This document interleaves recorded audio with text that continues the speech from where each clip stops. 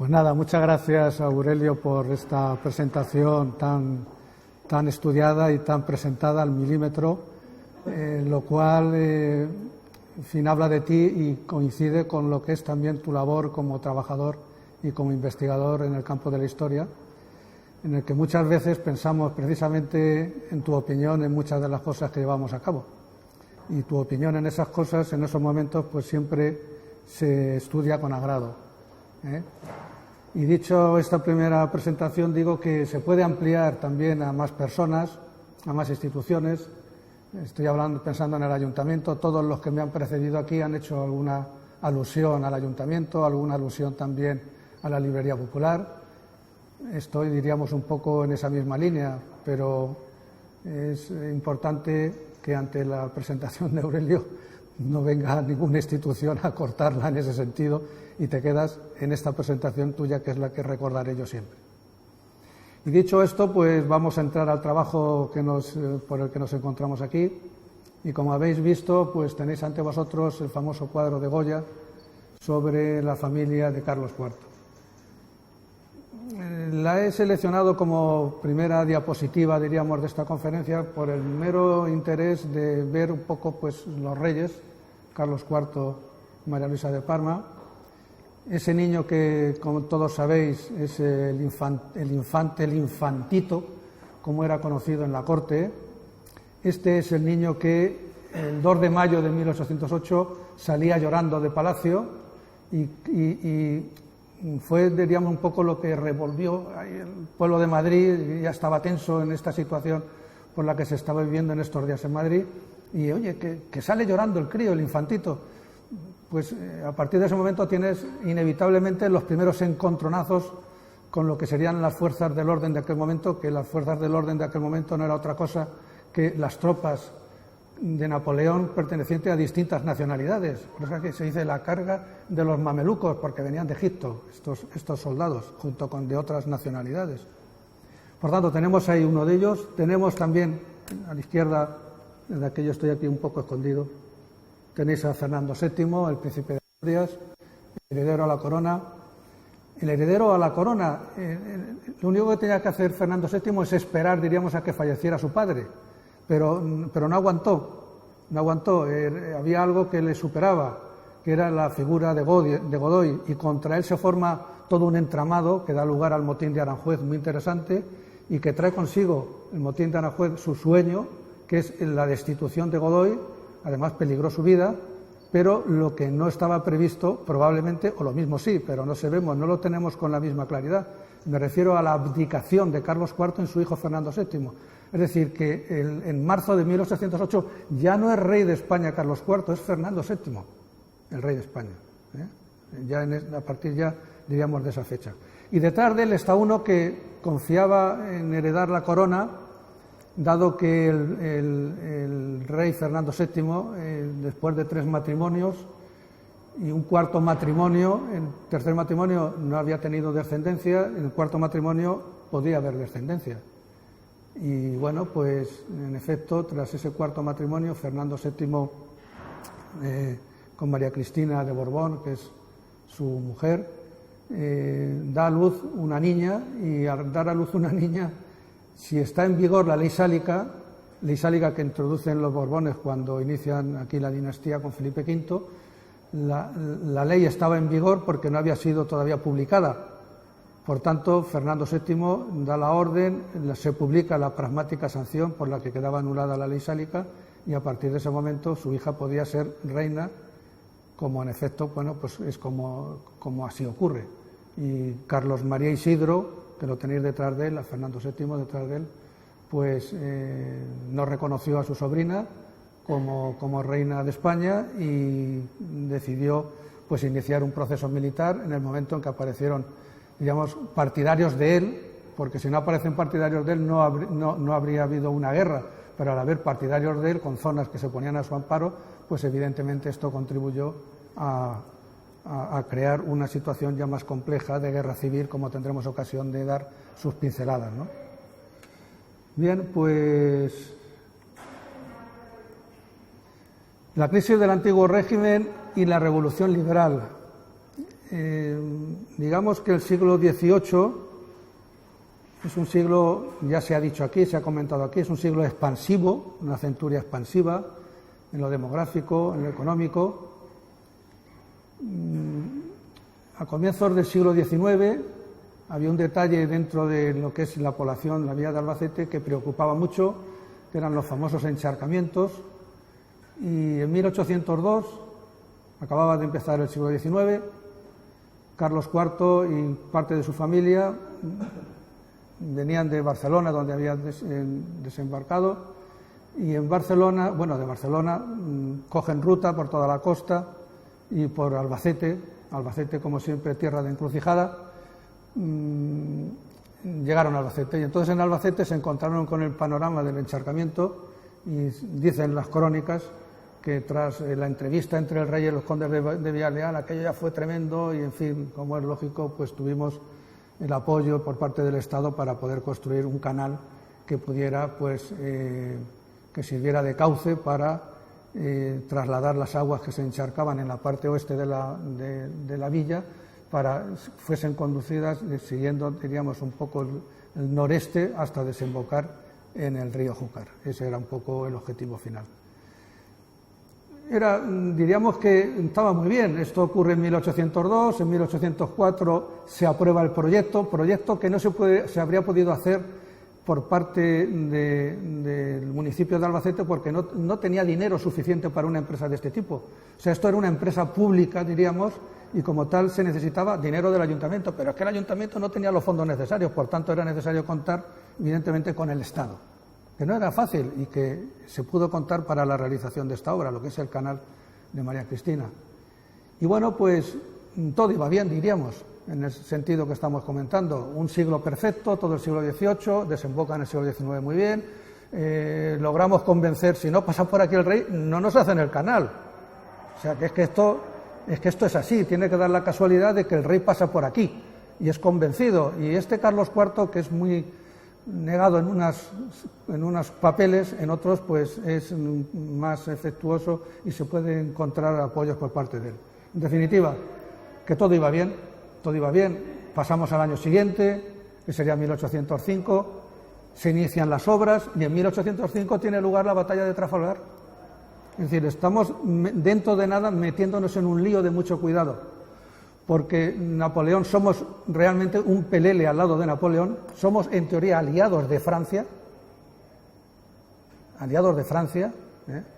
esto es algo que hay que achacar a Godoy, somos aliados de Francia y como consecuencia de ello la personalidad de Napoleón es arrolladora y evidentemente España no le va a decir a Napoleón lo que hay que hacer, es Napoleón la que dice lo que tiene que hacer. Esa es un poco la situación lamentable, pero real. Tras la batalla de Trafalgar, se fracasa en esa batalla, lo cual es un durísimo palo, diríamos, para nosotros, porque nuestro país no se podía entender sin una relación directa con América. Es decir, ¿qué hace España manteniendo un potencial colonial si no tiene barcos para ir navegando por ese mar hasta esas colonias? Teníamos un imperio colonial marítimo, no un imperio terrestre. Por tanto, la pérdida en Trafalgar, la derrota en Trafalgar tiene unas consecuencias imprevisibles, porque es que además van a ir viniendo otras más cosas. Autorizamos a los franceses a que entren por nuestro país en dirección a Portugal, porque Portugal era un país aliado de Inglaterra, que era la potencia que en teoría no le dejaba dormir, entre comillados, a Napoleón, era la potencia que no lograba derribar, y evidentemente tras Trafalgar adopta otro sistema que es el bloqueo continental. Como consecuencia del bloqueo continental tiene que cerrar la puerta a la entrada de los productos ingleses en las posibles puertas abiertas que hay en Europa, una de ellas es la de Portugal como aliado. Todo eso se va a romper, mandan tropas en esa dirección, esas tropas están aquí en 1807, en 1808 ocurre un fenómeno, y es que en el mes de marzo ocurre lo que ya hemos dicho anteriormente al principio del motín de Aranjuez, y como consecuencia de él abdica Carlos IV en su hijo Fernando VII, y el rey muy hábil, Napoleón muy hábil, viendo el jaleo que hay en la misma familia real, logra traérselos. En el momento que Napoleón dice: señores, os quiero ver a todos en Bayona, le falta tiempo a cada uno, ¿cuál es el primero en llegar? Una vez en Bayona se producen las famosas abdicaciones, y como consecuencia de esta situación que se ha creado estalla la Guerra de la Independencia. La Guerra de la Independencia, como es sabido, se inicia con el levantamiento del 2 de mayo.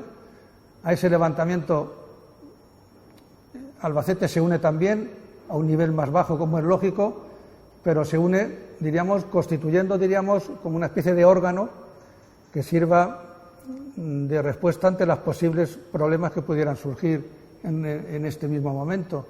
¿Por qué? Pues porque con la salida del rey hacia Bayona hay un vacío de poder. ¿Quién mantiene, diríamos, las directrices del Estado? Esto es algo que tiene que ir organizándose poco a poco con la constitución de juntas y, bueno, pues en el caso concreto de Albacete se constituye una junta de gobierno que es propia del antiguo régimen. O sea, una junta de gobierno que no responde para nada a los intereses liberales, porque en esa junta de gobierno se da cita al corregidor, serán regidores, se dan cita también miembros del clero. Es decir, tiene un color propio del antiguo régimen, pero no tiene un color propio de la situación liberal, que vendrá, pero que no es ese el momento. Dicho esta situación, no voy a entrar en detalles, como entre otras cosas, para ganar tiempo para otras cosas, porque si no, no vamos a poder contar para él, pero simplemente advertir hechos pues conocidos, es decir, de pronto nuestra situación de encrucijada nos pasa factura y, como es lógico, cuando los franceses tienen que desplazarse desde la capital, desde la corte, hacia la zona levantina, en general pasan por Albacete. Os podéis imaginar lo que puede ocurrir en Albacete cuando aparecen tropas procedentes o bien de la zona levantina o bien del interior, con 3.000 o 4.000 personas. O sea, es apabullante la que se puede liar y que se lía, como es lógico. Es decir, cuidado, todas esas ganancias que habíamos tenido en el siglo XVIII, esa nueva situación reforzada que surgía a principios del XIX, pues se va a hacer añicos como consecuencia de la Guerra de la Independencia. Es el detalle que yo quiero, evidentemente, que quede como claro. Ya los detalles no los podemos, evidentemente, obviar y no verlos, porque de lo contrario son detalles. Que si Monci es el primero que pasa por aquí, que si a finales de mayo constituye tal tipo de cosas, que si en el año 12 ocurre esto. Es decir, son detalles que, vamos a decir, que lo damos por sabido y, evidentemente, nos interesa destacar los aspectos claves que estamos aquí comentando. Ha habido un vacío de poder clarísimo, lo hemos comentado al principio. Ese vacío de poder, como ya es sabido, se constituye a base, se va cubriendo con juntas locales. Esas juntas locales se desembocan en juntas provinciales y de esa junta provincial se desemboca en una junta central.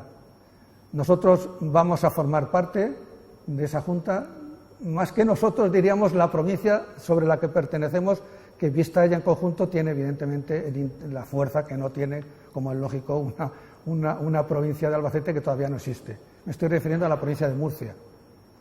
Provincia de Murcia a la que pertenecemos nosotros ahora mismo durante el antiguo régimen. Entonces, a raíz de ese vacío de poder, se convocan elecciones. Era necesario, es decir, esto había ocurrido también en el antiguo régimen. En el antiguo régimen se convocaban cortes a comienzos del reinado, por una razón muy sencilla, porque había que llamar a los miembros de las cortes y decirles: señores, yo soy el monarca, ha fallecido mi padre y aquí estoy yo. Había un juramento de fidelidad y cada uno luego se iba a su casa, de una manera un poco sencilla de ver esa situación. Pero era lo propio, convocar elecciones para, como va a ocurrir ahora, para buscar una salida política a esta situación, pasaba por darle una mayor complejidad a esta situación. Más que nada sabiendo que ha ocurrido ya un cambio de tipo político que se ha producido en Europa con la Revolución Francesa. La Revolución Francesa ha desembocado en Napoleón, lo cual tiene su explicación, pero evidentemente antes de 1789 está en vigor el antiguo régimen. Cuando llega el 1789 y la Revolución Francesa, se pone en marcha el régimen liberal. Nosotros no lo hacemos esto en 1789, lo hacemos en 1808 con el estallido y con la Guerra de la Independencia.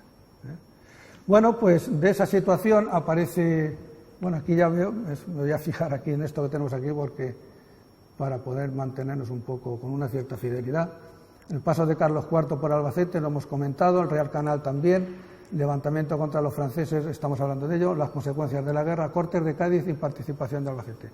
Sí, claro, las Cortes de Cádiz ya sabemos que es la ciudad en donde se da sede las Cortes recién elegidas, y como consecuencia de ello, pues como es sabido, se aprueba y se promulga una Constitución, la Constitución de 1812, una Constitución muy avanzada, que ahora es aprobada, es promulgada y que luego tendrá dificultades para poder encajarse en otros momentos, las Cortes de Cádiz. Hubo dos diputados procedentes de la provincia de Murcia.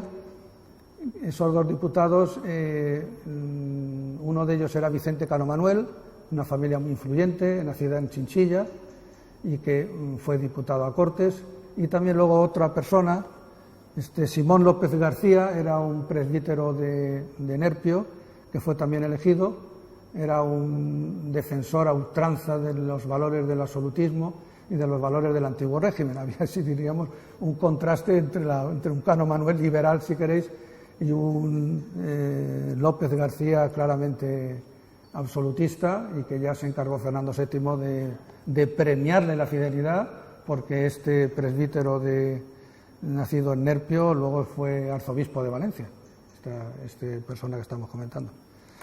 Bueno, pues digamos también que cuando termina la Guerra de la Independencia y fundamentalmente regresa Fernando VII, al frente del Ayuntamiento de Albacete se encontraba el conde de Pino Hermoso, marido de la condesa de Villaleal, los padres del marqués de Molins. El conde de Pino Hermoso se había significado como liberal, sencillamente, y por extraño que nos pueda parecer, por esa asociación, es decir, los ricos van con el antiguo régimen, los potentados evidentemente se quedan con el liberalismo, por la defensa que hace el liberalismo de la propiedad privada, clarísimamente, ¿no? Bueno, pues hay un cambio en el municipio entre el conde de Pino Hermoso y el corregidor que venía siéndolo con anterioridad. Fernando VII, como es lógico, es el que tenía que establecer las directrices a la hora de la elección de uno o de otro. Bien, sigamos. Participación de Albacete, sigamos, por favor. Vale, reinado de Fernando VII, el trienio liberal.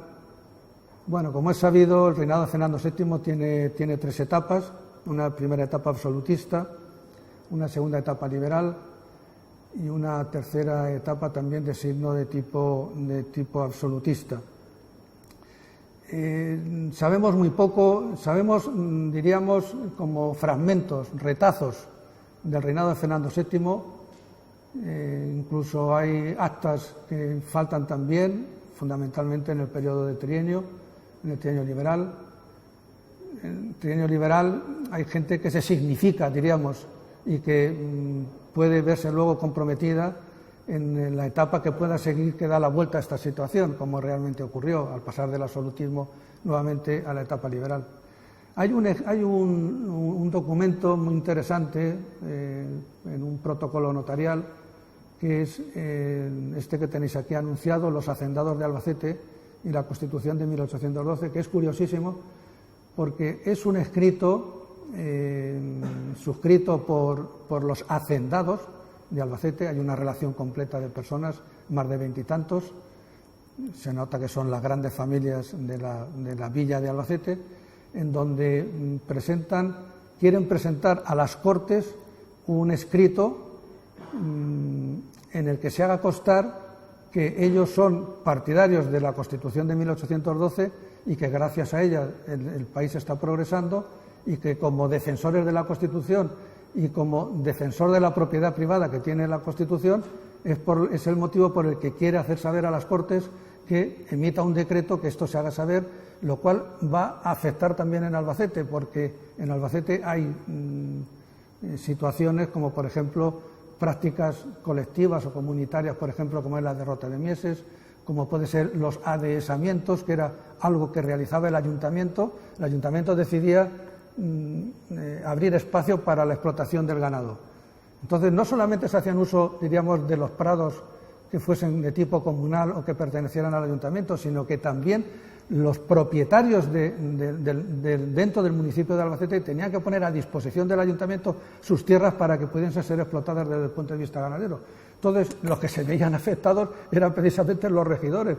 Es decir, estos famosos hacendados, resulta que, hacendados, muy bien, estamos en plena situación constitucional y resulta que no tengo yo el control sobre las tierras, como podría ser. Entonces, trasladan a las Cortes esta preocupación sabiendo que las Cortes le van a dar la razón. Y es verdad que van a dar la razón. Lo que ocurre es que estamos en 1820, esto es de 1822, esto que estoy comentando, y al año siguiente hay un vuelco a la situación política y vuelven nuevamente a establecerse una situación absolutista, cuando por fin Fernando VII logra que, después de haber estado llorando por distintas Cortes europeas, para que intervenga a través del famoso ejército de los 100.000 hijos de San Luis, para que intervenga en España y ponga fin al periodo, diríamos, liberal. Se abre otro periodo de tipo absolutista.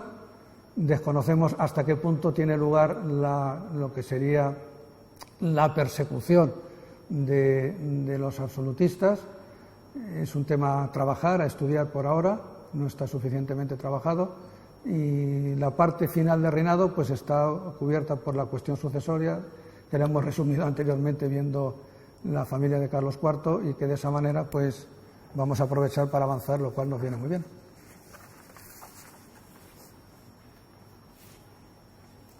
Bueno, el reinado de Isabel II es otro periodo complejo.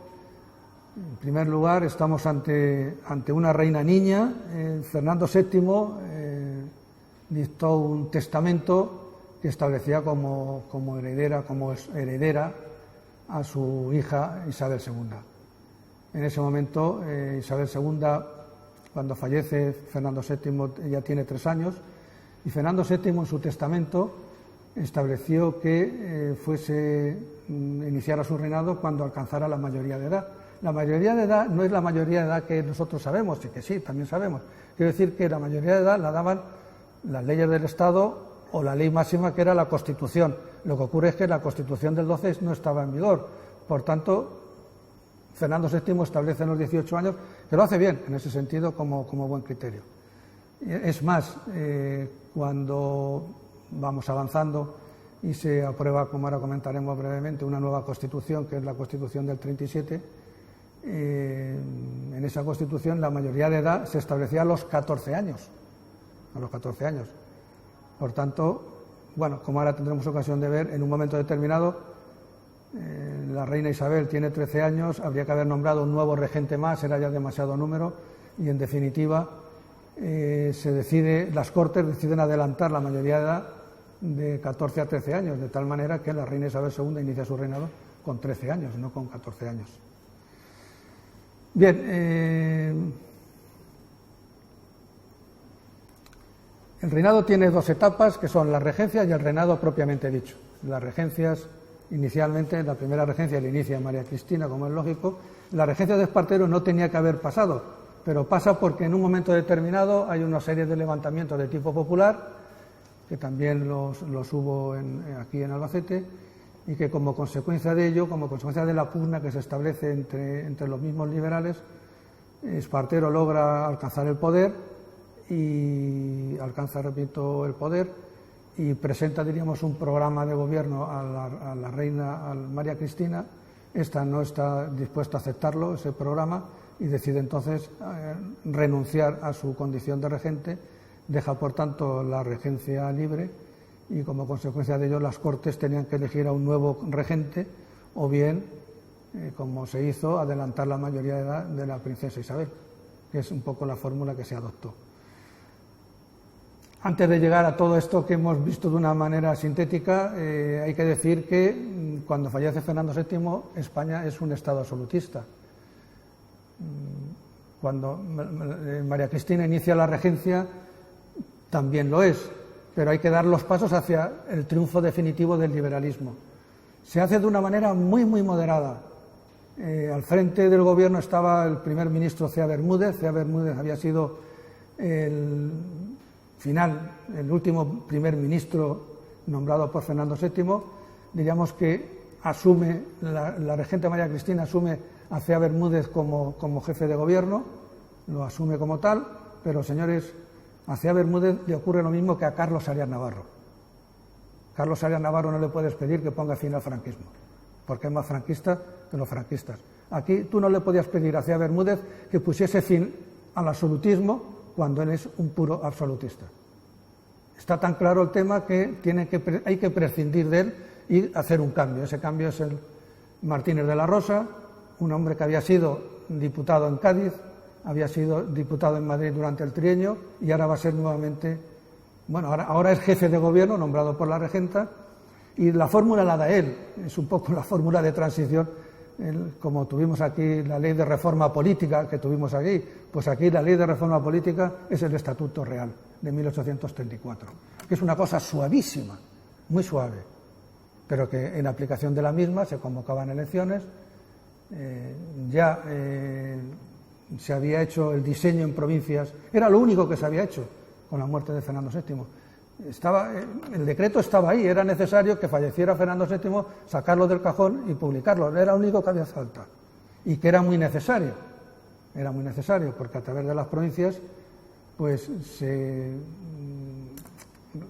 daba curso a toda una serie de procesos necesarios en el país, como eran unas elecciones, cobrar tributos, el tema relativo al servicio militar, en fin, era necesario tener unos marcos con esto como estamos, repito, comentando.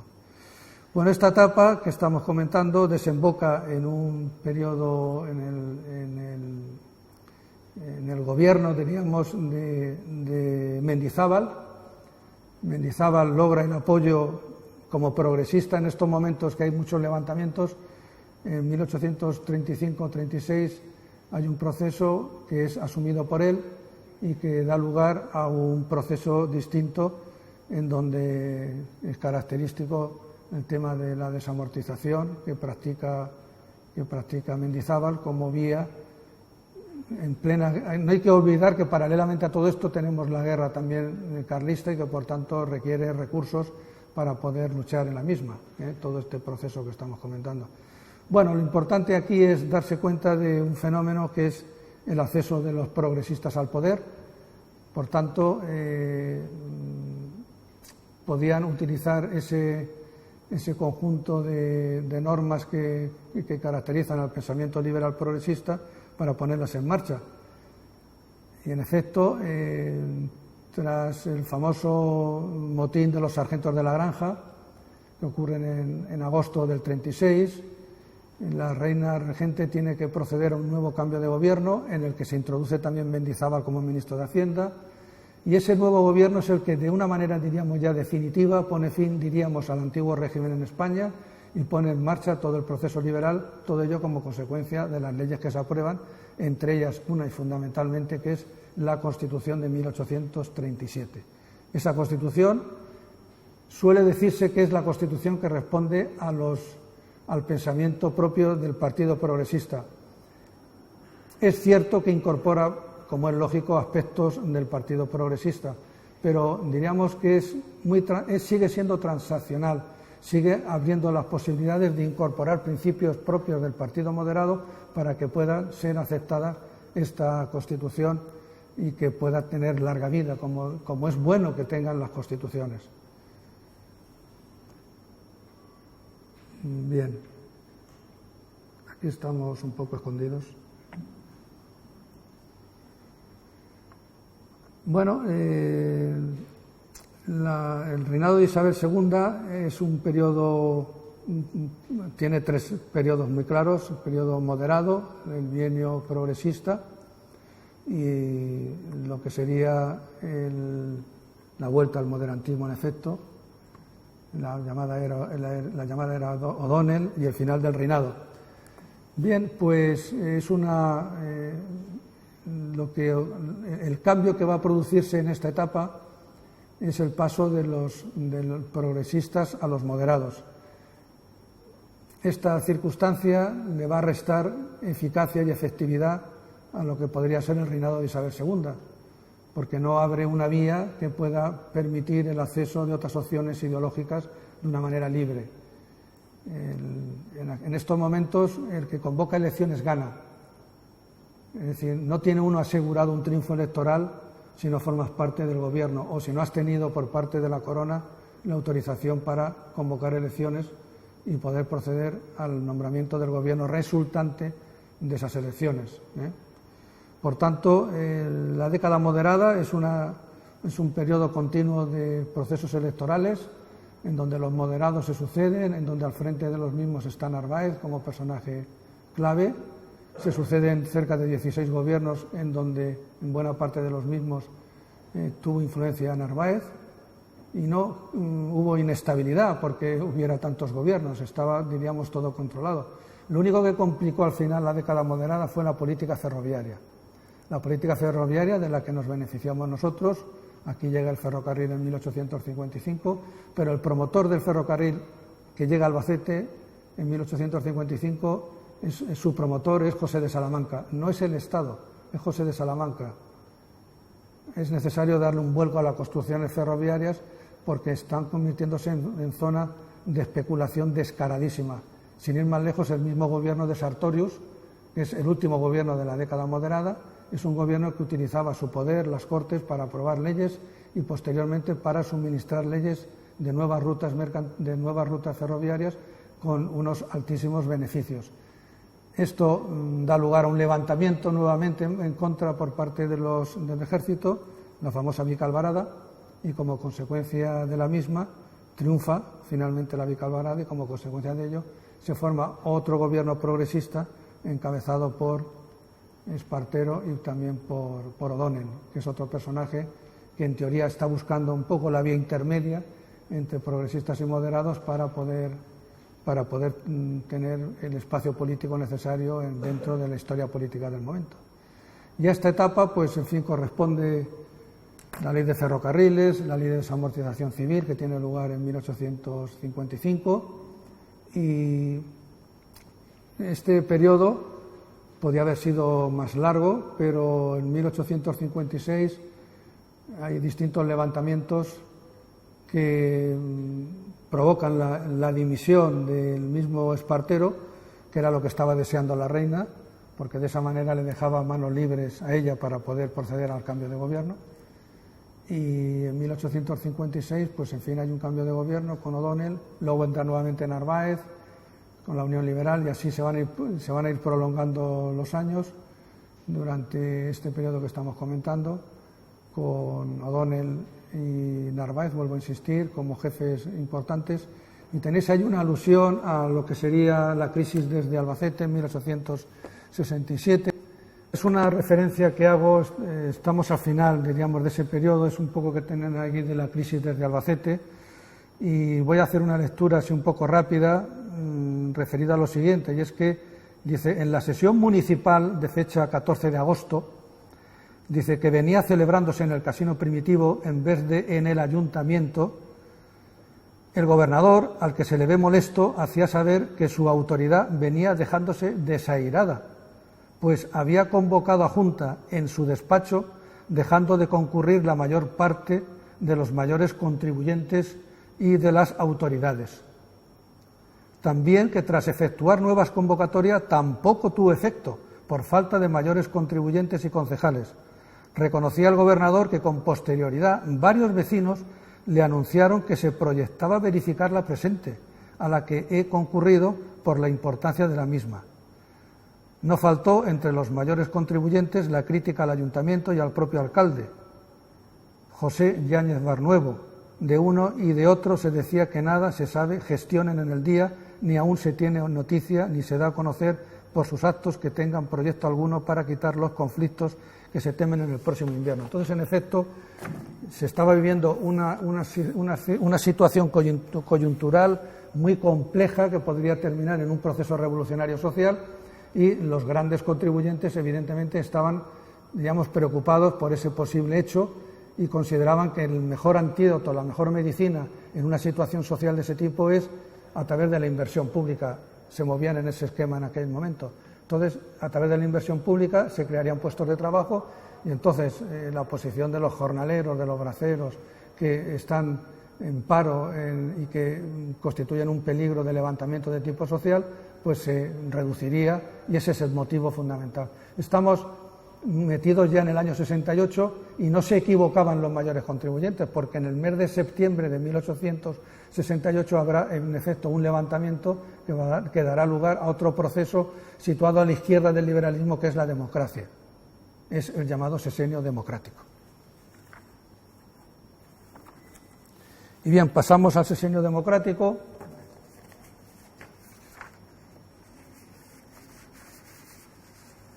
Bueno, el sexenio democrático, tengo que hacer aquí una recolocación de folios. Bueno, en los levantamientos, estamos en septiembre de 1868 y estalla la revolución, ¿eh? Son las llamadas juntas revolucionarias. Esas juntas revolucionarias defienden, hay una serie de principios que defienden, como es el sufragio universal, como es algo muy, muy complicado y muy hiriente en ese momento, que es el servicio de armas, lo que son las quintas, y luego la necesidad de una reforma tributaria. Eran los temas capitales en la defensa en ese momento de los demócratas. Por otro lado, la República había logrado un fuerte protagonismo, luego lo va a perder, pero en este momento lo tiene.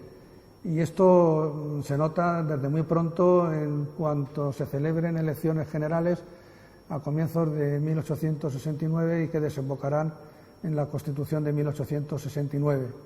Repito, los republicanos tienen un fuerte papel.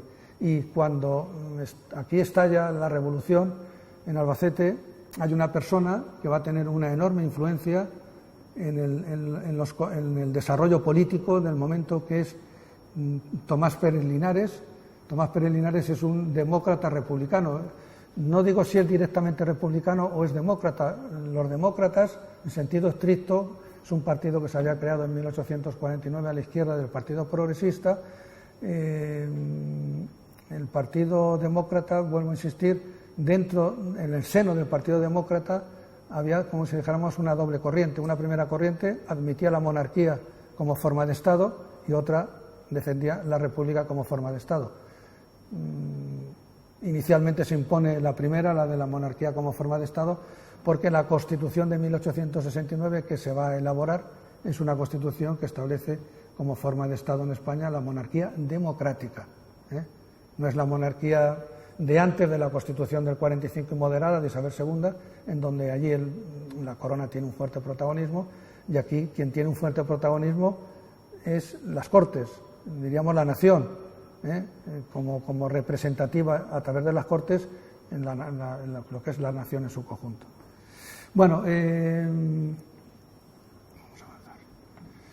Bueno, ahí tenéis sufragio, lo que hemos comentado, el sufragio universal, la supresión de las quintas, la abolición de los consumos y la Constitución de 1869. Cuando la revolución triunfa, inicialmente durante los primeros días hay un clarísimo vacío de poder. O sea, ¿quién toma decisiones para toda España? No el que toma decisiones para su pueblo, sino para toda España. Esto suponía esto tenía una doble lectura. La doble lectura es que al final, si el vacío de poder lo cubrimos, lo cual es lógico y normal, con un gobierno provisional, ese gobierno provisional lo que pretenderá también es que las juntas revolucionarias no gobiernen a su antojo, sino que las decisiones de tipo político de gobierno las tiene que dar el gobierno provisional. Por eso, en estos momentos, en este intento de revolución política y revolución social, pues hay una situación compleja entre unos y otros, fundamentalmente entre lo que es el gobierno provisional, que quiere que se le oiga en toda España, manteniendo sus directrices, y por otro lado lo que serían las distintas juntas, que al final se van a doblegar frente a lo que sería el gobierno, Bueno, entonces, sin ir más lejos, aquí hay un detalle que voy también a comentar. El gobernador está recibiendo órdenes tajantes en el sentido de que aquí hay que hacer lo que diga el gobierno. Entonces, tengo aquí pertenece esto que voy a leer a las actas de acuerdos municipales. Entonces, el 3 de enero de 1869, en una sesión extraordinaria del ayuntamiento, el alcalde comunicaba a la corporación, el alcalde era Tomás Pérez Linares, comunicaba a la corporación que a las 9 de la mañana el gobernador le había pasado una comunicación por la que se disponía el desarme de la Fuerza Ciudadana de Voluntarios de la Libertad. Esto era muy común entonces, era lo que antes era la Milicia Nacional, ahora son los voluntarios. Es como una milicia, es decir, no tenemos la policía que hay ahora y entonces se constituía otras fuerzas, en este caso al servicio de los ayuntamientos como tales, siguiendo las normas que se le practicaran. Y estos eran los voluntarios de la libertad. Adquirían ese término de libertad por el momento político que se estaba viviendo. Entonces, dice el gobernador que dice a las 9 de la mañana el gobernador le había pasado una comunicación por la que se disponía el desarme de la Fuerza Ciudadana de Voluntarios de la Libertad y que el plazo dado para el desarme iba desde las 10 de la mañana hasta las 5 de la tarde del mismo día 3. Esta determinación, decía el alcalde, me causa gran sorpresa y que con más sorpresa había visto que por la fuerza del ejército se había ocupado militarmente el edificio de las casas. Por cierto, ahí en la página 268, lo que tenéis en el libro, aparecen casas constitucionales. Y yo digo, jolines, muchas veces pasamos por las palabras y leemos lo que tenemos aquí que creemos que pone y luego no pone. Evidentemente son las casas consistoriales, no las casas constitucionales. Lo digo para que luego cada uno, que eso lo tenéis en la página 268. Bueno, pues sigamos. Ya podéis imaginar lo que van a durar los voluntarios de la libertad, como podéis imaginar. Vale, pues la regencia de Serrano, claro. ¿Por qué la regencia de Serrano? Porque cuando se elabora y se aprueba la Constitución del 69, esa Constitución establece como forma de Estado español la monarquía. Pero no teníamos, evidentemente, no podríamos pretender llamar a Isabel II o llamar un Borbón para que ocupara la corona española. Había que buscar un rey en las cortes europeas. Fue muy complicado y finalmente se pudo dar con un candidato sobre el que trabajó mucho Juan Prim como jefe de gobierno, que es la Casa de Saboya en Italia, con Amadeo de Saboya. Amadeo de Saboya dijo sí. El primero que tenía que decir sí era él, porque si dice que no, evidentemente no tenía por qué venir por aquí. Es decir, aceptaba la corona y fundamentalmente necesitaba el apoyo de las Cortes. Las Cortes sí dan el apoyo decisivo, aunque hubo también dentro de las Cortes 60 y tantos votos republicanos que evidentemente pues criticaron la monarquía como forma de Estado dentro de estas Cortes que estamos comentando de 1869. La regencia dura hasta, vuelvo a insistir, hasta la proclamación de Amadeo de Saboya, y a partir de ese momento pues se inicia su reinado. Ya sabéis que Amadeo de Saboya pues entra en España, desembarca en Cartagena, estamos en el 30 de diciembre de 1870, cuando pisa suelo español le dicen, oye, Majestad, Juan Prim acaba de fallecer tras un atentado que ha sufrido y que como consecuencia del mismo, después de 3 días de convaleciente y enfermo, pues fallece en 1870. Era la peor noticia que le podías dar al monarca, teniendo en cuenta que Prim era un valedor de él y podía haber sido su defensor a ultranza. Juan Prim es mucho Juan Prim, como podéis imaginar. Y bueno, pues como consecuencia de la nueva situación, Amadeo de Saboya es un personaje que reina de acuerdo con los principios constitucionales que tiene a su mando, a su poder, y el problema es que en aquella época, ya estamos en 1871, 72, en el año 72 estalla una nueva guerra carlista, lo cual complica todavía más el panorama político de ese momento. Carlos VII es ahora un poco el candidato carlista y bueno, pues diríamos que se ofrece él como monarca para llevar los destinos de este país, diríamos como miembro de la Casa Real Española, ¿no? Y bueno, pues el partido progresista, el partido de Juan Prim, era el partido dado o llamado a defender a la corona en Amadeo de Saboya. Y el Partido Progresista en este momento se divide en 2 opciones políticas.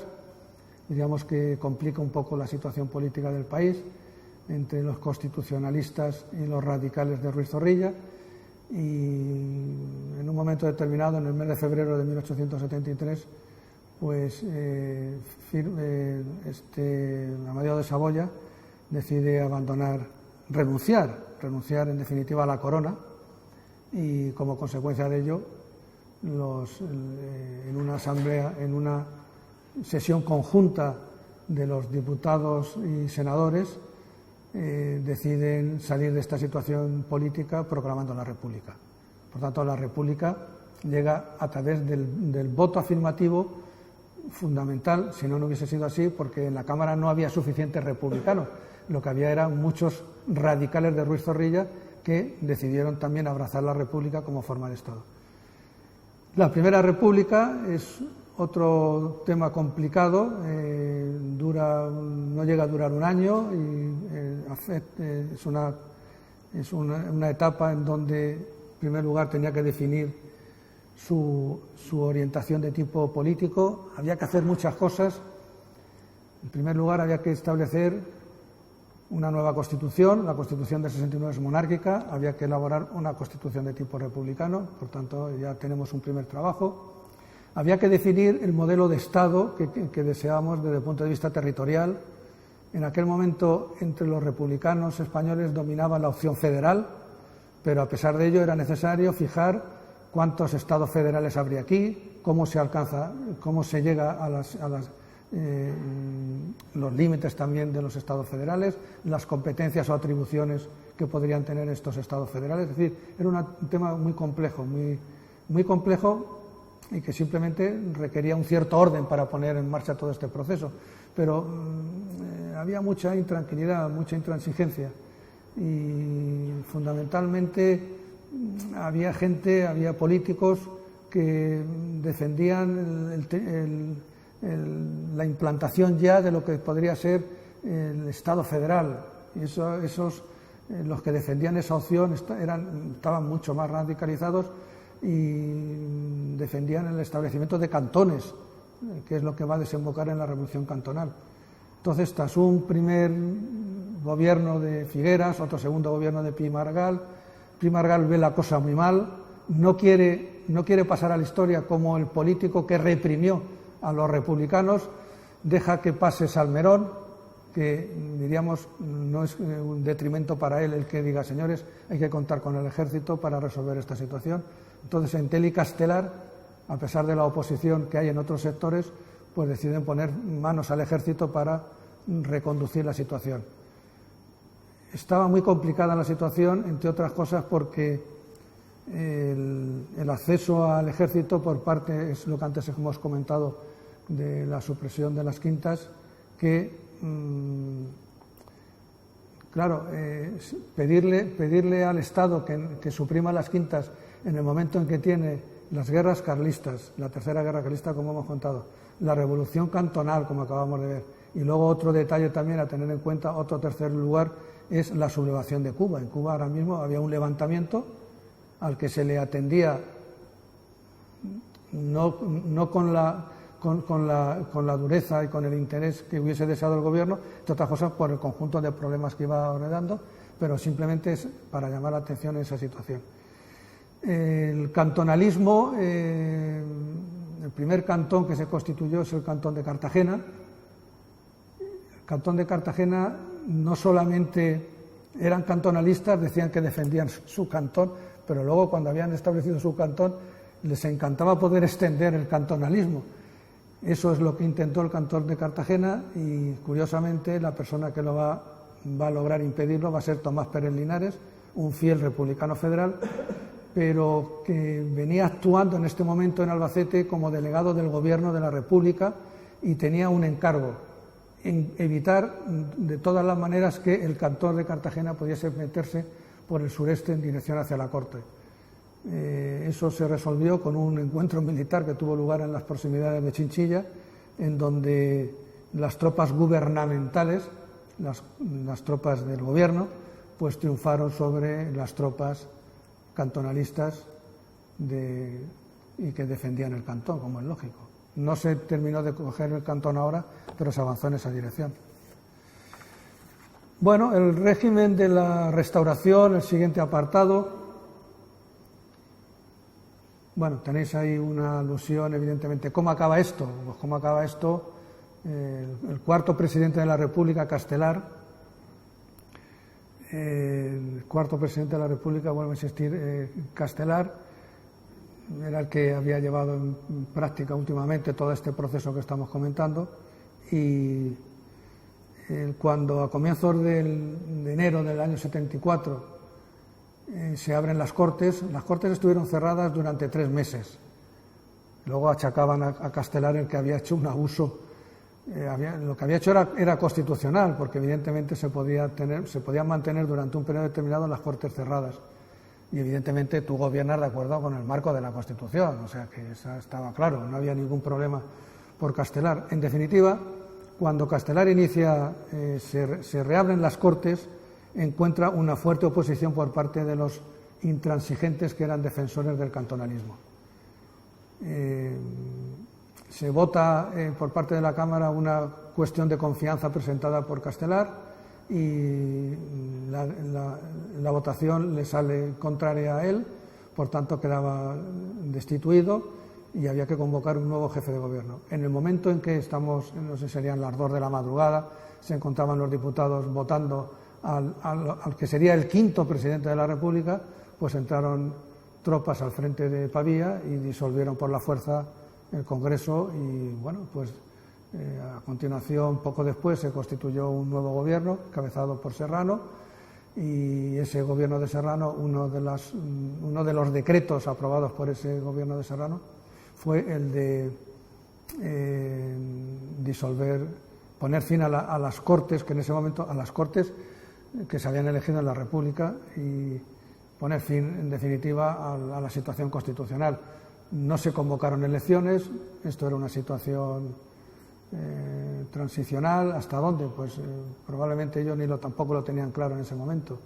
Y en ese momento, pues entre otras cosas, había otra opción política que estaba ganando adeptos, que era la de volver a reiniciar, diríamos, la corona española con los Borbones, y esa opción, en este mismo año de 1874, al final de 1874, hay un pronunciamiento en las proximidades de Valencia, en Sagunto, a favor de Alfonso XII como rey de España. Ese pronunciamiento, como podéis imaginar, triunfó rápidamente y como consecuencia del mismo, estamos a finales de diciembre de 1874, como consecuencia del mismo se formó un gobierno encabezado por Antonio Cánovas del Castillo, y días después el rey, que no estaba aquí en España lógicamente, pues también desembarcó en Barcelona, y a comienzos de enero, me parece que el día 13 incluso pasó por Albacete en dirección a la Cámara. Muy brevemente advertir un hecho claro, y es que Cánovas del Castillo quiso construir un régimen pensando en que en los cambios políticos en el seno del mismo no necesitaran un pronunciamiento, un levantamiento como venía ocurriendo en nuestra historia política. ¿Y esto cómo se podría evitar? ¿Cómo se podría lograr? Pues estableciendo, como dijéramos, 2 grandes bloques políticos, 2 grandes partidos, uno conservador, situado en teoría a la derecha, el Partido Liberal, situado a la izquierda. Como podéis imaginar, al frente del conservador permanecería él, y al frente del Partido Liberal faltaba por decidir quién sería. Todos miraban a Sagasta, pero era necesario que Sagasta diera el paso hacia adelante, y lo dio, y resolvió un problema de Estado, también para el propio Antonio Cánovas del Castillo y también para la propia corona. Se elaboró una nueva Constitución, en donde empeñadamente se quiso mantener el principio de la soberanía compartida. En este sentido se había avanzado poco como concepción de tipo político. La soberanía compartida suponía que la soberanía estaba compartida, una soberanía, diríamos, representada a través de 2 grandes bloques o 2 grandes instituciones. Por un lado, la nación, representada en las Cortes, y por otro lado, en la corona. pero la corona tenía un papel tan significativo que evidentemente era importantísimo, era fundamental para darle movimiento al sistema. En definitiva, este país se mete en ese turno que estamos comentando de conservadores y liberales a través de un procedimiento que comienza, diríamos, de arriba abajo, es decir, como un sistema parlamentario al revés de cómo funciona. Todos sabemos que los sistemas parlamentarios funcionan desde abajo hacia arriba, se convocan elecciones y de acuerdo con el color de esas elecciones pues se forma un gobierno determinado, porque va a tener la mayoría suficiente en la Cámara. Aquí ya, de entrada, el monarca da el decreto de disolución de la Cámara a uno de los dos miembros, le encarga ya la presidencia del gobierno. En ese momento ese gobierno tiene la minoría dentro de las Cortes, pero va a tener la mayoría porque le da el decreto de disolución, convoca elecciones, las elecciones se ganan y evidentemente pues todo el proceso sigue adelante. Esta es un poco la mecánica con la que se funciona políticamente. Aquí teníamos a nuestros políticos conservadores en Serrano Alcázar y en Francisco López Chicheri como fundamentales, en el lado liberal estaba Ochando. Normalmente los distritos electorales que había aquí, que eran 5, pues había una cierta movilidad dentro de esos distritos. Los ayuntamientos y diputaciones provinciales también había elecciones periódicas y siempre había cierto ajuste entre diríamos, el gobierno y el color del político que gobernaba en el ayuntamiento o en la diputación provincial. Esto se verá todavía mejor más adelante en el reinado de Alfonso XIII. Ahora se ve también, pero no tanto, pero también se ve. Contribuía otro hecho en las elecciones locales, y es que estas elecciones había una renovación de la mitad del mismo cada 2 años. Cada 2 años había elecciones locales para renovar la mitad de los mismos. Entonces, el alcalde se nombraba por real orden y, bueno, pues si el gobierno era liberal, pues se nombraba un alcalde liberal, y si el gobierno era conservador, pues se nombraba un alcalde tipo conservador. O sea, ese era un poco el juego en el que nos estábamos moviendo. Bien, estado de las cuentas. Esto es como lo estamos oyendo muchas veces. Hay que ver qué herencia nos han dejado los de antes. Pues hay que ver qué herencia nos ha dejado el Sexenio Democrático al Ayuntamiento de Albacete, como venía a decir más o menos los 2 políticos conservadores con los que se inicia la lista. Era lógico. El primer jefe de gobierno es Cánovas del Castillo. Cánovas del Castillo es, como podéis imaginar y como sabéis, es el líder del Partido Conservador. Pues evidentemente los primeros alcaldes de Albacete son también conservadores. Uno de ellos es Madrona y el otro es Buenaventura Conangla, que es una de las calles de la ciudad. Conangla era un gran administrador y supo mover muy bien toda la parte relativa a los ingresos locales. Desde el mismo ayuntamiento le hacían saber es que era verdad, es decir, es que había un descontrol en cuentas en el Ayuntamiento de Albacete como es inimaginable, y en buena parte también venía como consecuencia de cómo era la información que nos traían desde Madrid. Es decir, desconocíamos, por ejemplo, un dato tan evidente y que había que saber, por ejemplo, pues toda la parte relativa a las tierras de propios que pertenecientes al Ayuntamiento de Albacete se habían desamortizado. Era muy importante saberlo porque en fruto de ese dato el Ayuntamiento recibía unos ingresos porque la misma ley de desamortización establecía unos requisitos, una manera de compensar a los ayuntamientos de las pérdidas que tenían con la expropiación y venta de los bienes de propios. Por tanto, esto era muy importante. Llegar a Madrid, al Ministerio de Hacienda, y desconocer este dato, pues evidentemente era impensable. Había que ser todo lo contrario. Esta lo resuelve, vuelvo a insistir, Buenaventura Conangla. Otra cosa es cómo luego logrado el dinero en que se gastó, y en una de las cosas en las que se gastó, pero que no había más remedio, pues es en los primeros años hay una serie de gastos importantes referidos a la mejora del edificio de la feria. Se construye el único colegio perteneciente al ayuntamiento, el resto de los colegios estaban ubicados en casas particulares. El ayuntamiento pagaba un alquiler por el uso del mismo como colegio. Se construye ahora uno, que es el Colegio de San José, se hacen obras en la feria, como estaba comentando anteriormente. Hay más cosas que ahora en este momento pues no me vienen a la cabeza, pero que, en fin, en definitiva la idea es lo que estamos comentando. La cárcel se inicia ya en los años 80, es la obra, diríamos, más cara asumida por el ayuntamiento, 100 y pico mil pesetas, en aquella época era mucho dinero, y podríamos decir, bueno, en la cárcel, ¿por qué se construye aquí? Tenía que ver con la audiencia, era un poco como un regalo unido a la feria, a la audiencia territorial. La cárcel estaba, como sabéis, pasado el puente de madera, donde ahora mismo está la Policía Nacional, en ese espacio que tenéis allí, ahí estaba. Bueno, hay otro detalle también a tener. Bueno, la cárcel fue un lío total, yo puedo resumirlo de una manera muy sencilla, y es que se hizo un cálculo de lo que podría costar, como ahora, es decir, hubo un proyecto, ese proyecto estableció un valor de la obra y se subastó la obra, y entonces se adjudicó a la postura más baja. Lo mismo se hizo mal apostando por la más baja, porque en definitiva la obra se comió al constructor, el constructor abandonó la obra durante meses no se hacía nada en la misma, en fin, era una situación imprevisible la que se había montado con esta invasión, con esta operación.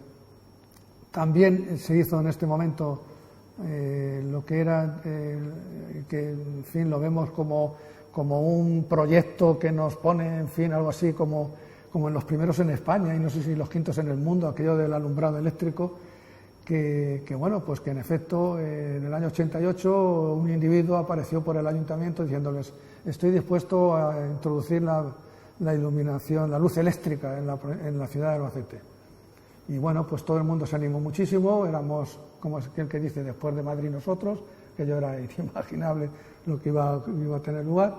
Y bueno, pues nada, en efecto, pues después de hablarlo tranquilamente, después de establecer pues un pliego de condiciones, se estableció un pliego de condiciones acorde con la persona que vino promotora, o sea que todo se organizó perfectamente para ese grupo que vino ofreciendo aquello, que al final hubo que constituir una sociedad anónima. Y bueno, pues como consecuencia de ello se llevó a un contrato, es decir, una vez que la empresa quedó legalizada, pues evidentemente tú como cliente podías evidentemente pedir el suministro de energía eléctrica y pagarlo. El ayuntamiento firmó un contrato con esta empresa, ese contrato lo tengo por aquí, fue de 30.000 pesetas anuales, repartido en 2.500 pesetas por mes, con 8 horas de luz al día, 8 horas. O sea que se apagaban las luces y se ha terminado. 8 horas, ni más ni menos. Después de llevar 2 meses esto funcionando y viendo el ayuntamiento que no iba a tener dinero para pagar la factura, se baja el número de horas y entonces el costo del servicio se queda en 1.500 pesetas. De 2.500 pasamos a 1.500. Y meses después, antes de terminar el año, se pasa a 1.000, bajando también las horas. Es decir, estaba abocada esta sociedad por haberse juntado con el ayuntamiento, porque en efecto, como consecuencia de esta actuación por parte del ayuntamiento, la empresa evidentemente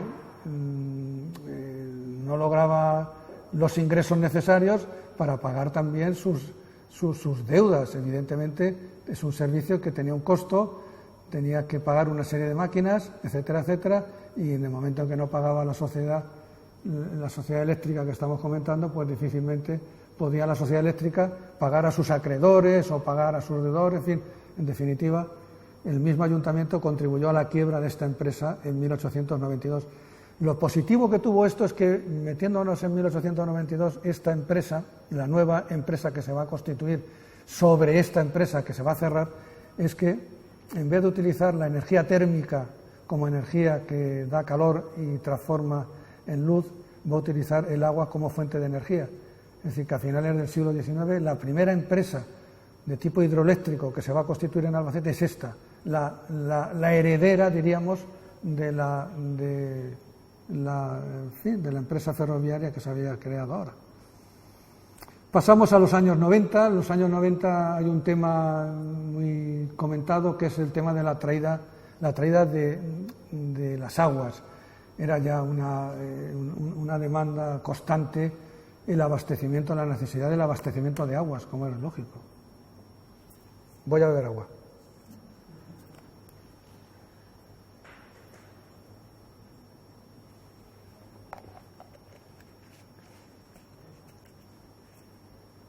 Bueno, las cosas, había dos bloques de opinión. Uno era la traída de aguas, que al final va a venir, y la otra era la cárcel.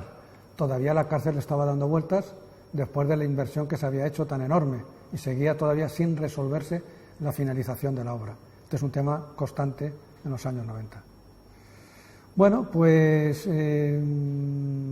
vale, en los años 90 la traída de, bueno, no trae, es la demanda, la preocupación por traer las aguas, pero todavía no han llegado. Llegarán dentro de nada, pero ya metidos en el reinado de Alfonso XIII.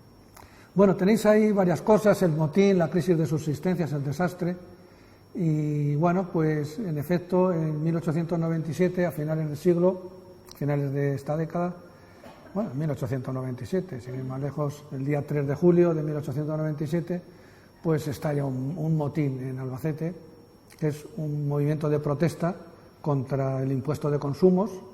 El impuesto de consumos era un impuesto indirecto que se cobraba en las afueras de las ciudades, en los fielatos, y que recaía sobre el consumo de los distintos consumos de aquellos productos, de aquellos bienes que figuraban en una tarifa, en donde figuraba pues la cantidad que había que pagar por la entrada de los mismos. El ayuntamiento, normalmente el que administraba este impuesto era el ayuntamiento. Y bueno, pues los ayuntamientos son de entrada más flexibles en muchas situaciones.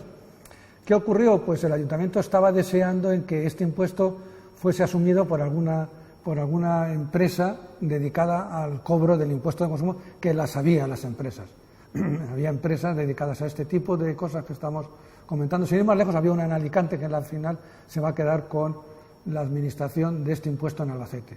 Por tanto, el día 1 comenzaba el impuesto, se cobraba el impuesto, pero no lo cobraba ya el ayuntamiento estaba muy cómodo porque como arrendador había arrendado la explotación de este tributo y él lo único que tenía que hacer era cobrar, evidentemente, de acuerdo con las condiciones del contrato establecidos con esta casa, diríamos, arrendataria. Y estaba muy bien. Al Estado le daba igual, el Estado también vivía de los tributos de los ayuntamientos y, por tanto, de las contribuciones marcadas, también de los impuestos de consumo. Normalmente el ayuntamiento marcaba el doble de lo que marcaba, si el Estado marcaba 100.000 pesetas, el ayuntamiento marcaba otras 100.000 pesetas. Luego ya son 200.000 pesetas los que recaían sobre todos los contribuyentes. Por lo tanto, este es un tema muy fácil para el ayuntamiento y, como es lógico, estaba muy interesado en que se mantuviera como tal. ¿Qué es lo que ocurrió el 3 de julio? Pues que de pronto hay una protesta y un levantamiento por parte de la gente, de las clases populares de la ciudad de Albacete, que se levantan en repulsa de esta nueva situación, y dicen las crónicas de la época que los primeros que se lanzan a la calle de una manera también violenta y fuerte son las mujeres frente a los fielatos, y que a ellas se unieron poco después, cuando a última hora de la tarde los hombres, claro, estamos en la época de julio, estamos en la época de recolección, en época de trabajos en el campo, y bueno, pues en aquella época no había WhatsApp, evidentemente, y como es lógico, pues la gente que estaba trabajando en el campo se entera de la movida cuando llega a la ciudad. Por eso, cuando llegan a la ciudad, se unen a la protesta y entonces la cosa se hace todavía más fuerte, como es lógico. Y bueno, pues ante esta situación, no sé si vamos a lograr dar con un texto importante.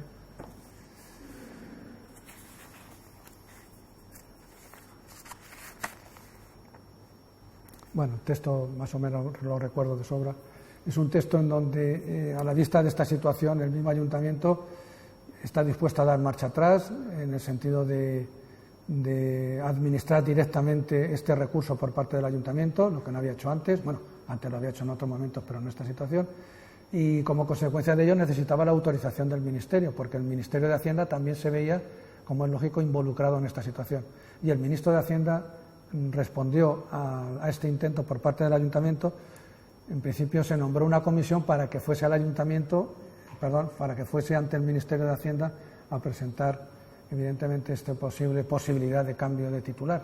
Y el ministro desde allí contestó al Ayuntamiento de Albacete en el sentido de que no se preocupe usted, o sea, no mande usted para aquí a nadie como no sea para hacer un contrato todavía más elevado para el Ministerio.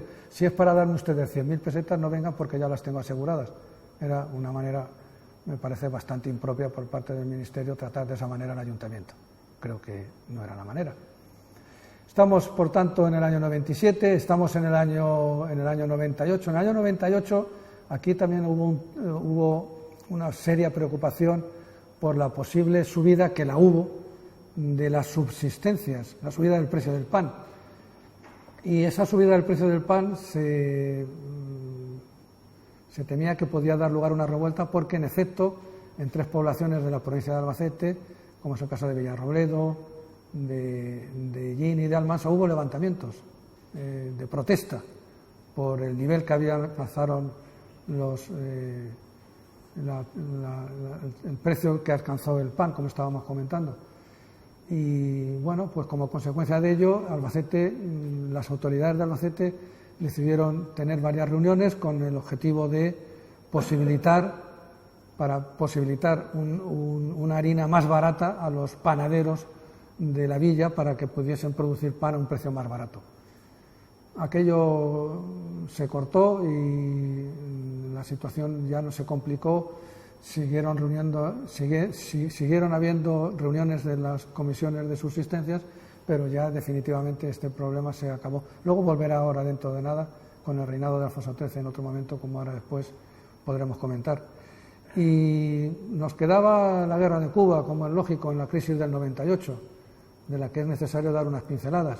Hay que decir que un año y medio antes, los alumnos del Instituto de Bachillerato de aquí de la capital habían logrado unirse en manifestación delante del gobierno civil y diciendo todo tipo de improperios contra Estados Unidos, porque en 1896 Estados Unidos, que estaba deseando sustituirnos a nosotros en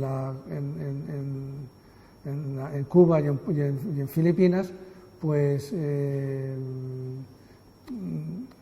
propuso, con un objetivo político muy claro, propuso tanto a España como a Cuba el que ellos podían mediar en la guerra que había estallado entre ambos, y evidentemente se le dijo a Estados Unidos que se metiera en su casa y que no viniera usted aquí a organizarnos la nuestra. Eso dio lugar a que en distintas partes de España, en distintas poblaciones, aparecieran manifestaciones en contra de Estados Unidos, que es la manifestación a la que yo me estoy aludiendo, protagonizada por los estudiantes del instituto, entonces que había aquí un instituto. Y bien, pues el cambio de siglo, el desastre, es un poco todo lo que estamos comentando aquí. El cambio de siglo, a comienzos del mismo, hay un hecho que es muy conocido en este momento, que es el llamado regeneracionismo. Ese regeneracionismo es una manera de defender la necesidad de proceder a cambios en la historia de este país, en el sentido de que avanzamos, pero no somos capaces de ver aquellos fallos, aquellos defectos, aquellas estructuras que merecerían el cambio en vez de estar asumiéndolas como tal. Esto es un poco, una manera sencilla de entender el regeneracionismo, y que cuajó hasta la Segunda República. Hasta Primo de Rivera se definía también como regeneracionista, aquello del cirujano de hierro y todas estas historias. Era una manera, en definitiva, de criticar la situación actual y de, evidentemente, defender unos cambios hacia la modernidad que eran necesarios con el paso del tiempo en cualquier régimen político.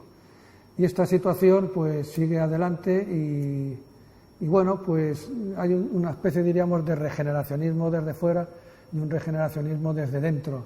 Y es que, en efecto, tanto en el Partido Conservador como en el Partido Liberal, pues aparecerán políticos dispuestos a participar en ese proceso regeneracionista, como es el caso de Maura en el Partido Conservador o el presidente Canalejas en el Partido Liberal. Esto me lleva a hablar del reinado de Alfonso XIII. Bueno, dice la base económica, la entrada en la industrialización. En efecto, hemos comentado anteriormente cómo aquella sociedad eléctrica municipal con el paso del tiempo se convierte en una sociedad hidroeléctrica. Así va a ocurrir con otras centrales, y ello pues tendrá su consecuencia en la vida económica, por cuanto esta nueva fuente de energía logrará potenciar la productividad de la mano de obra de la clase trabajadora en los distintos puntos de trabajo que puedan establecerse. Por tanto, era, repito, importante. Al frente de esta serie de política en esta dirección, pues estaba una serie de empresarios emprendedores, algunos de los mismos, diríamos, herencia de la etapa anterior, y otros de nueva factura, que habían llegado a Albacete a comienzos del siglo XIX y a lo largo del primer tercio del siglo XX, una serie de apellidos, pues los Fontecha, los Fernández Nieto, los Oroví, los Cuyel, Matarredona, es decir, una serie de empresas, de autores, de personas que no han nacido aquí, pero que se ubican aquí y hacen escuela aquí y se extienden aquí y se hacen tan albaceteños como cualquier otro, y terminan siendo concejales. No son diputados pues porque no les toca ser diputados, pero ellos asumen la situación políticamente, pues en fin, vuelvo a insistir, son concejales. El mismo Fontecha es concejal del Ayuntamiento de Albacete, Jacinto Fernández Nieto también es concejal, Agustín Oroví no lo es decir, que es muy común, muy normal que entre ellos, como bloque de poder auténtico, pues también pensaran en la importancia de estar presentes en el Ayuntamiento de la ciudad. Bueno, pues la vida política, la permanente inestabilidad. Sí, en efecto, Alfonso XIII lo va a tener muy complicado. Bueno, digamos que Alfonso XIII inicia su reinado en 1902. Alfonso XIII inicia su reinado ya desde que nace, ya es rey. Es simplemente esperar a que cumpla sus 16 años para poder convertirse en rey de España y ejercer como tal. Querer mantener, como hizo Alfonso XIII y también las personas que le rodeaban, que le aconsejaban, diríamos mal, y era querer mantener los esquemas del siglo XIX de transición por parte de conservadores y liberales en un país en donde ya la vida política necesitaba pues sesiones de modernidad. Los líderes anteriores habían fallecido. El caso de Sagasta ha fallecido en 1903. Cánovas ha fallecido en 1907, por tanto en el seno del Partido Conservador aparecerán distintas facciones, en el liberal ocurrirá otro tanto. Esto hará más complejo las elecciones porque todos quieren candidatos, todos quieren concejales y evidentemente es necesario abrir el proceso político. Luego, en fin, todo esto en definitiva lo trae la situación que estamos comentando, y esto se traduce en una inestabilidad política clarísima. Por otro lado, partidos políticos que, es verdad, antes no tenían el peso que van a tener ahora, como es el Partido Socialista, como es el Partido Reformista, como es el Partido Republicano, que es un conjunto también de partidos. No hay una sola república, sino varias opciones.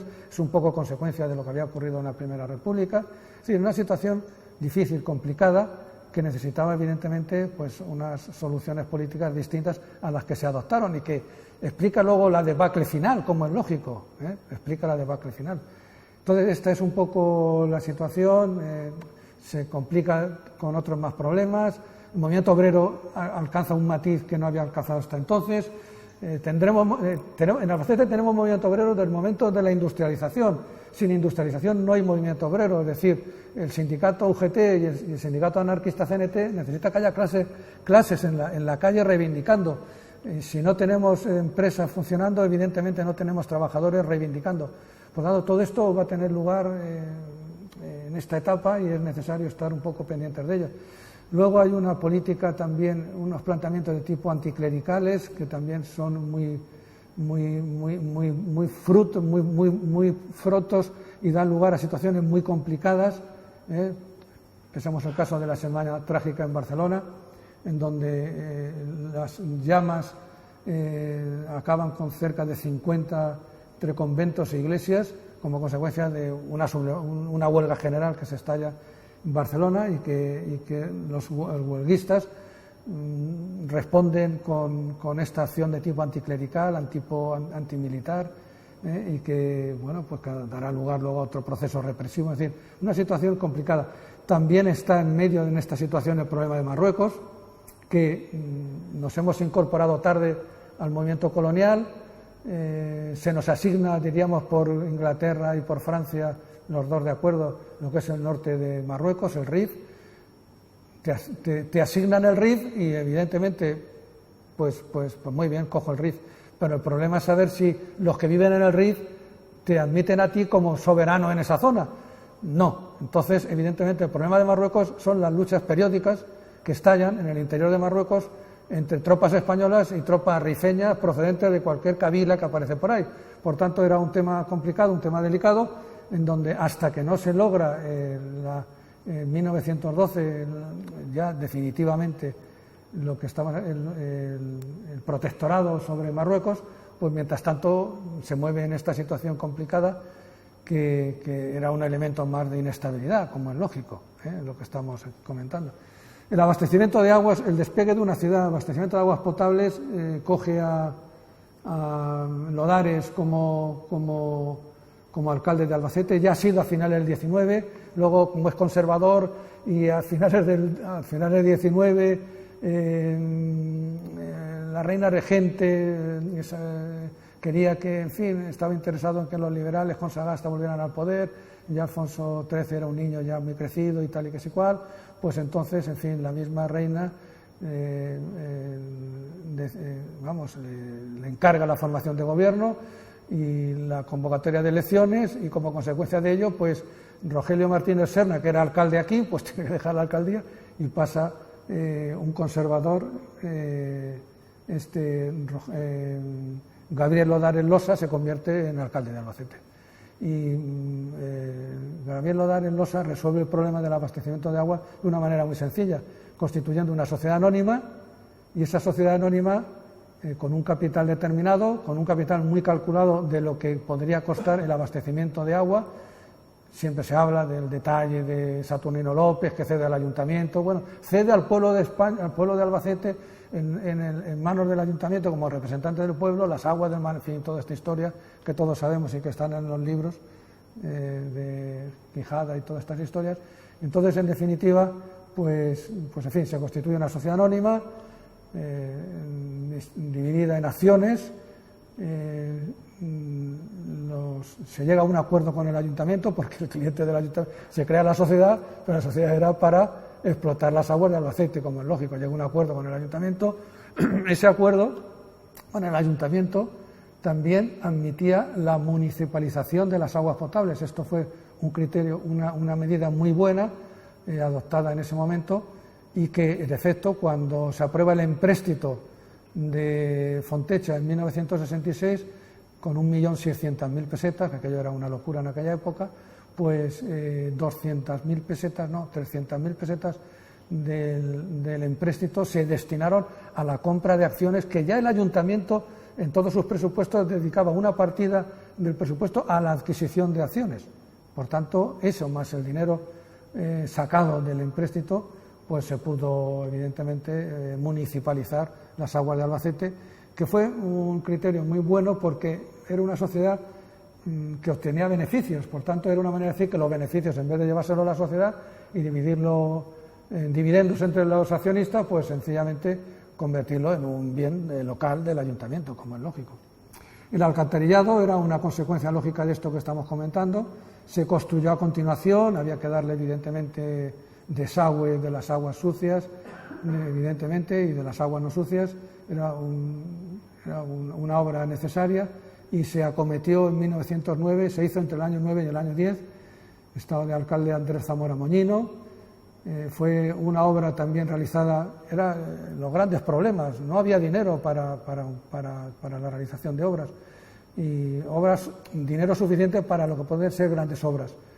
Y bueno, pues se diseñó un empréstito también, no el de, por supuesto, el de Fontecha, porque el de Fontecha es del año 16, este es del año 9, y este empréstito fue un éxito.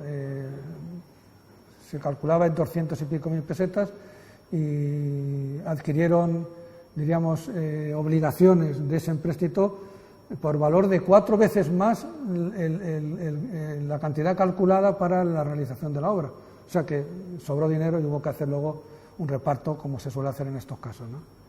Parque de Abelardo Sánchez, otro tema necesario. Una capital de provincia parecía que estaba en la obligación de contar con un parque. No contó con todas las bendiciones. Había concejales que decían que mejor dedicar buena parte del parque pues a establecer campos de cultivo que podemos repartir entre la clase pobre de la ciudad. Y bueno, evidentemente Abelardo no pensaba de esa manera, ni tampoco José Legorburu, que es el alcalde que luego le sucedió al frente de este parque, ¿no? El cuartel de la Guardia Civil va unido al empréstito de Fontecha de 1916. Este empréstito establecía un programa de obras, establecía una primera obra, una segunda obra, una tercera obra. La tercera obra era el cuartel de la Guardia Civil.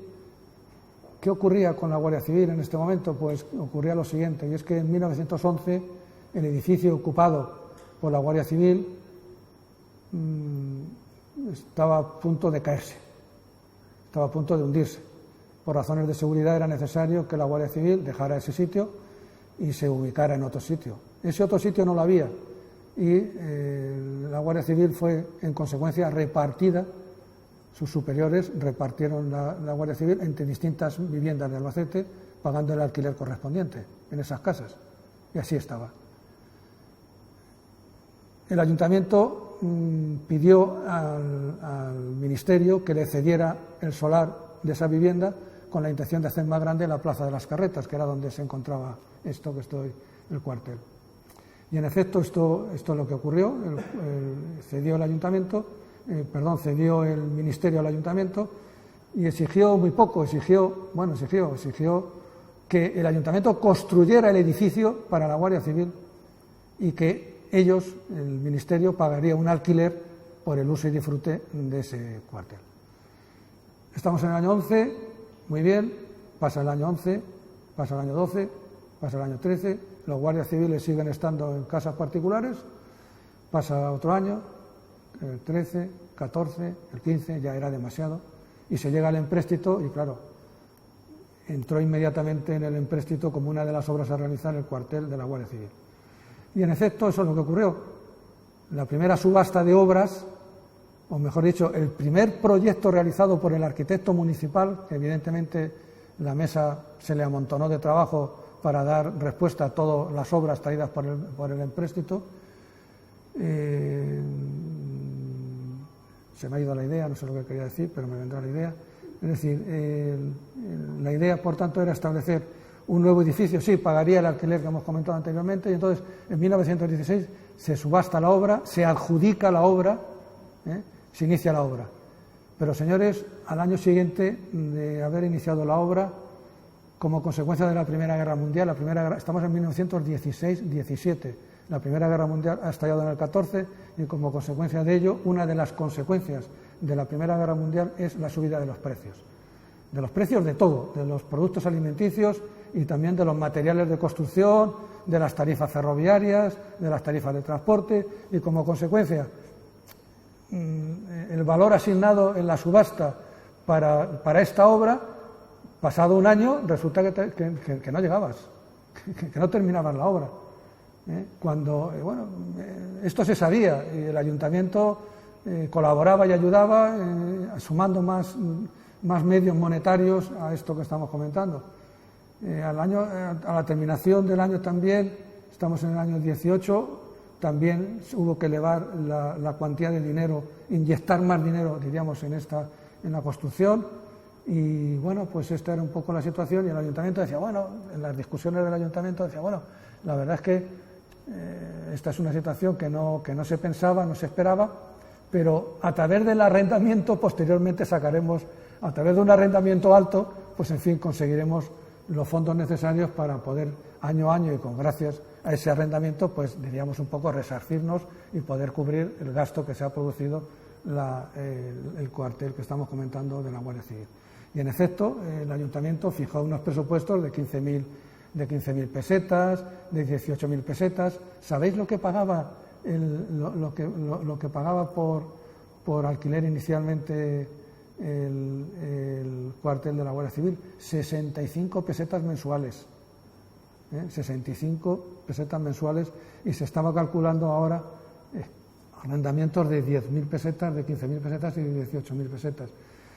El Ministerio muy hábilmente decía: señores, yo no puedo pagar 10.000 pesetas porque yo en los presupuestos generales del Estado tengo asignado al cuartel de la Guardia Civil de Albacete 125 pesetas y no puedo poner más.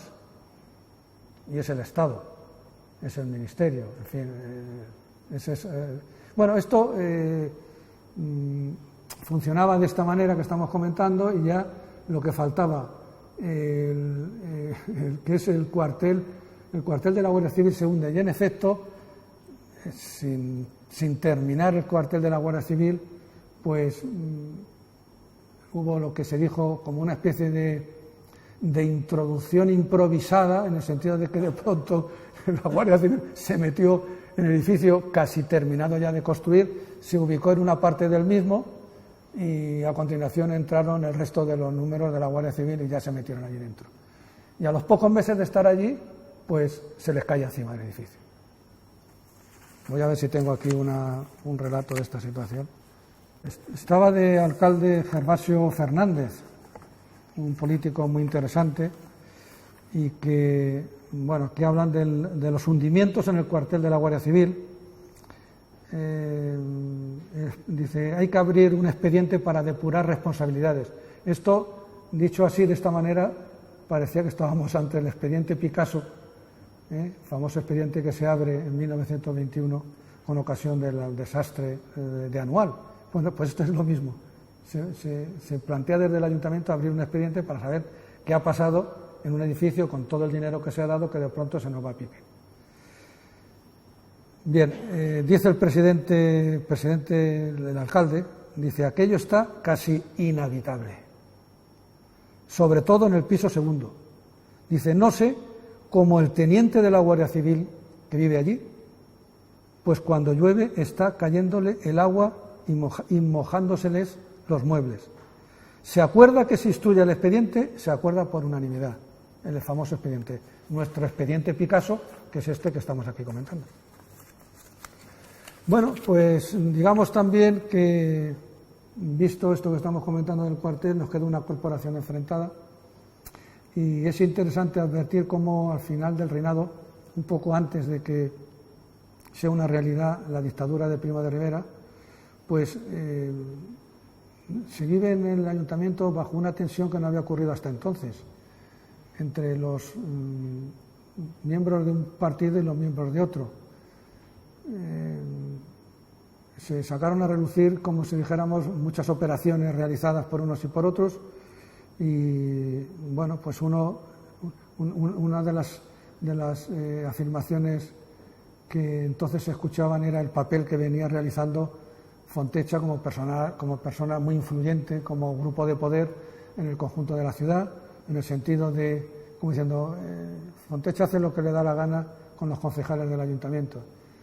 Entonces, en el ayuntamiento, como concejal, estaba un yerno de Fontecha, Manuel Fernández Nieto, casado con una de las hijas de Fontecha, que evidentemente, como podéis imaginar, defendía la política de su suegro en el ayuntamiento y en la vida local.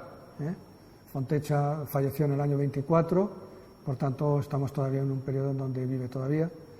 Y bueno, pues este conjunto de cosas que estamos comentando, al final, pues parece como si esa sensación que tenemos a nivel nacional, en que después de la debacle de Anual y después de la crisis de 1917, y que da lugar a la formación de gobiernos de concentración, en definitiva, lo que quiero ver es que también a un nivel político menor también tiene su impacto, por discusiones que antes no las había en el seno de los ayuntamientos. A través de la lectura de las actas así se ve con claridad. Es ahora cuando de pronto aparece un clima muy tenso entre ellos mismos, un clima que va a tener una duración también muy corta, porque en septiembre del 23 Primo de Rivera va a dar un golpe de Estado y como consecuencia del mismo, como es lógico, pues se abre una nueva etapa política en donde bueno, pues los ayuntamientos, como es lógico, serán disueltos y se convocarán se nombrarán nuevos alcaldes de acuerdo con la fórmula política adoptada por la nueva etapa que tenemos que comentar de Primo de Rivera, que bueno, lo tenéis aquí un poco solamente los alcaldes. No se ha profundizado, diríamos, en otras cuestiones de la dictadura hasta llegar a la República. Nos hemos quedado aquí y, en fin, ahí tenéis los distintos alcaldes, desde el primero, Manuel Alcázar González Zamorano, que era republicano. A continuación está Miguel Panadero, que era mi abuelo, o sea, lo vamos a ver también, Miguel Panadero, era abuelo mío. Paulino Cuervas Mont, pues es otra familia como es conocida aquí, Manuel Falco Rey y Dionisio Yáñez Sánchez. Cuando la dictadura tiene dos etapas muy claras, hay una etapa militar y una etapa civil. En esa etapa final, a pesar del crecimiento que se había operado diríamos, en el país, indudablemente la década de los 20 es una década de crecimiento. Incluso como durante ese periodo fue un periodo sin cortes y sin constitución, tampoco podía diseñar el futuro político del país en cuanto a su concepción de tipo político, en cuanto a la aparición de los partidos, porque de pronto el proceso quedó cortado. Por tanto, era un poco una incógnita qué va a pasar en el momento que se ponga fin a la dictadura. Y bueno, pues lo primero que había que poner es fin a los ayuntamientos de la dictadura. A esos ayuntamientos de la dictadura lo pone fin el gobierno de Berenguer, que es el gobierno que se constituye tras la caída de la dictadura, un gobierno que fue corto, pero que podían haber sido corto, pero que fue corto pues por las circunstancias políticas del momento.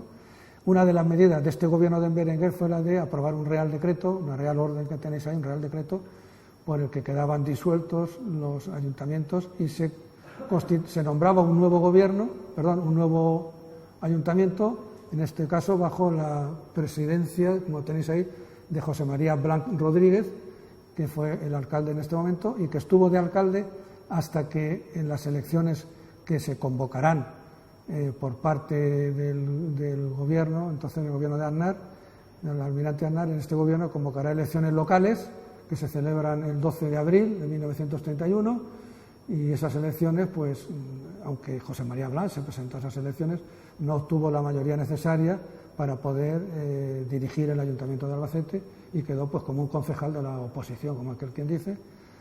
Y bueno, pues esta es un poco la situación en la que le dejo a Aurelio, con mucho gusto, y que él sabrá un poco completaros e informaros de todo. Y luego aquí hay una cosa que es un poco... que muchas gracias por vuestra asistencia y nada, aquí... Gracias.